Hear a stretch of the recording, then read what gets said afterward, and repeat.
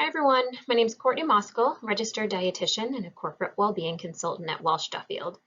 Today's topic has gained a lot of traction over the last year for a variety of reasons. We've been faced with undue stress, forcing us to be resilient in ways that we could have never predicted. Although prioritizing self-care may sound like common sense, especially if you're considering longevity, it's often the first thing to go when we find ourselves in challenging situations.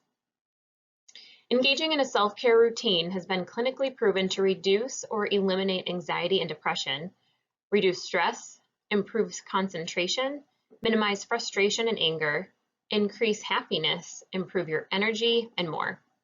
And from a physical health perspective, self-care has been clinically proven to reduce heart disease, stroke, and cancer. Spiritually, it may help keep us in tune with our higher power as well as realize our meaning in life. We'll go to the doctor when we feel sick, so why don't we see a health professional when we feel emotional pain or guilt, loss, loneliness? Too many of us deal with common psychological health issues on our own, but we really shouldn't. So let's talk about why it's important to practice emotional hygiene or taking care of our emotions and our minds with the same diligence that we take care of our bodies. Our main goals for today's discussion are to understand what self-care and emotional hygiene means, why it's important, and how we can implement this into our everyday lives. So what is self-care? Self-care is any activity that we do deliberately in order to take care of our mental, emotional, and physical health. Although it's a simple concept in theory, it's something we very often overlook. Good self-care is key to improved mood and reduced anxiety. It's also key to a good relationship with oneself and others. And knowing what self-care is not might be even more important. It is not something that we force ourselves to do or something we don't enjoy doing. In essence, self-care is something that refuels us rather than takes from us. Self-care isn't a selfish act either. It's not only about considering our needs, it is rather about knowing what we need to do in order to take care of ourselves and subsequently able to take care of others. That is, if I don't take enough care of myself, I won't be in the place to give to my loved ones either. It's something you do for your health on a consistent basis. These can be small and simple and becomes a discipline. It is healthy habits that can benefit you emotionally, spiritually, physically, whatever you need. So where do you start? I'm sure some of you are thinking, oh great, now on top of working, taking care of my family, exercising, sleeping well, eating right, now you're telling me to layer on another health recommendation to follow to take care of me. So every day is not going to be perfect, and it's nice to just realize and accept that. Also, taking time for self-care, it can be really simple. These are the 3 golden rules. The first being just stick to the basics. Over time, you'll find your own rhythm and your own routine. You'll be able to implement more and identify more particular forms of self-care that work for you. Self-care needs to be something you actively plan rather than something that just happens. It's an active choice and you must treat it as such. Add certain activities to your calendar. Announce those plans to others in order to increase your commitment, and actively look for opportunities to practice self-care. Keeping a conscious mind is what counts. In other words, if you don't see something as self-care or don't do something in order to take care of yourself, it really won't work. Be aware of what you do, why you do it, how it makes you feel, and what the outcomes are. Perhaps the single most common reasons people give for not participating in self-care is due to lack of time, and that makes complete sense. While many of us have a lot going on, it's imperative that we take time out every day for ourselves, even if minimally. Another great thing about self-care is it does not have to cost a thing, and you can even accomplish it in the convenience of your own home.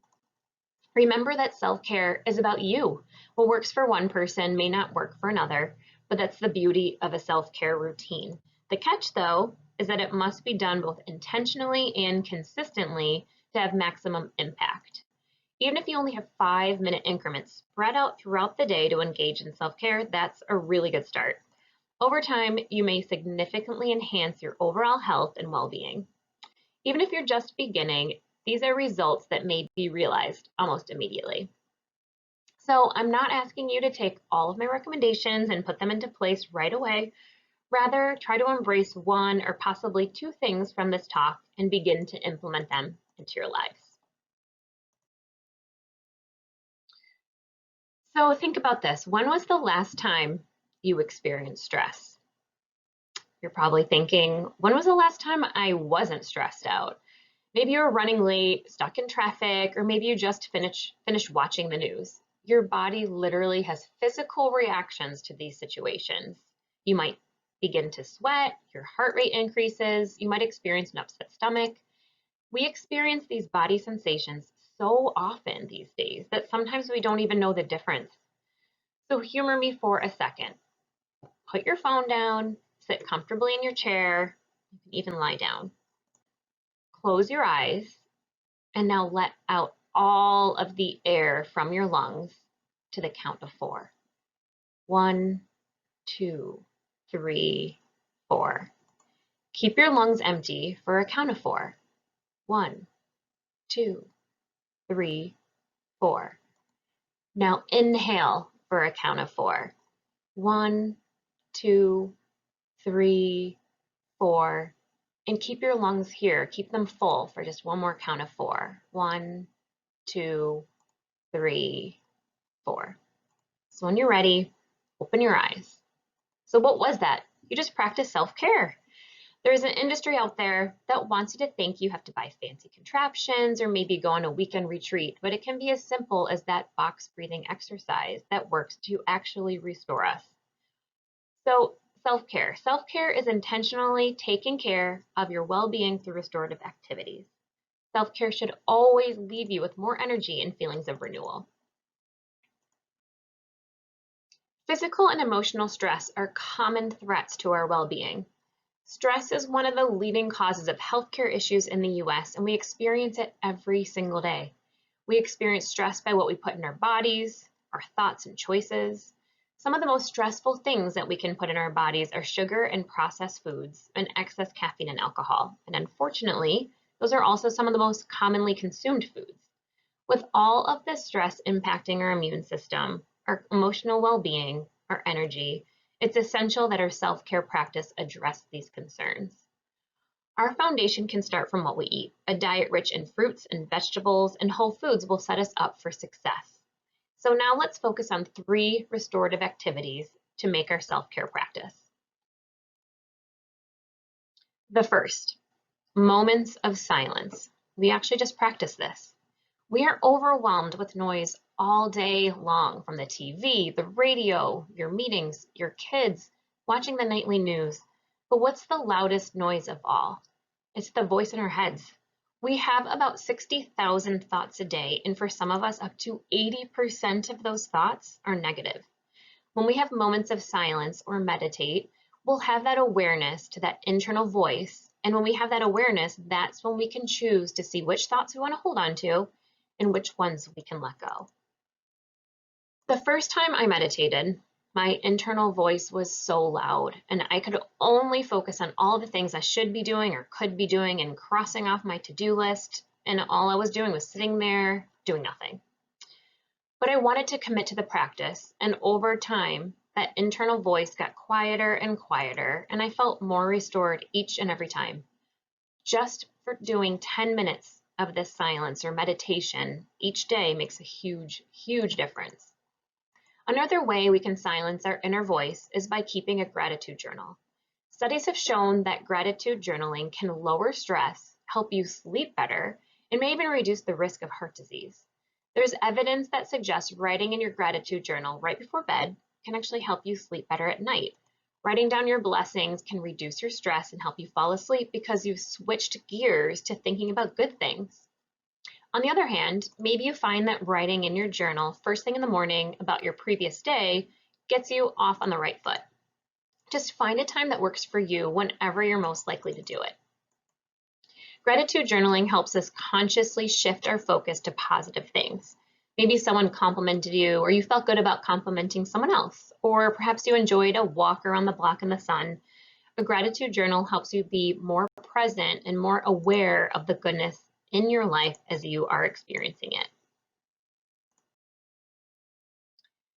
The second restorative activity is movement. Choose however you want to move. We're meant to move, and when we do this, it increases our endorphins, which helps us to feel positive and also helps us to sleep soundly at night, and another wonderful self-care practice. Another often overlooked healing activity is spending time in nature. Guess how much of our time, on average, Americans spend outdoors in nature? Studies say only about 7%. So that means 93% of our lives are spent indoors. That's shocking. According to environmental psychology, time in nature will reduce stress, improve your mood, all while improving cognitive function. So use this as a big opportunity to support our well-being by simply going outside. We might go days or weeks without our bare hands or feet touching the ground. So the next time you see toddlers running and playing outside, in many instances, they're not just outside. They usually have the instinctive urge to take off their shoes and socks and actually become one with nature. They're touching anything they can get their hands on, the mud, rocks, grass, bugs, you name it. But maybe they're onto something. There's a term called earthing, which is now being used to describe what happens mentally when your bare hands or feet are touching our earth or our ground. There's actually a renowned cardiologist that's noted significant reduction in inflammation due to earthing. How amazing is that?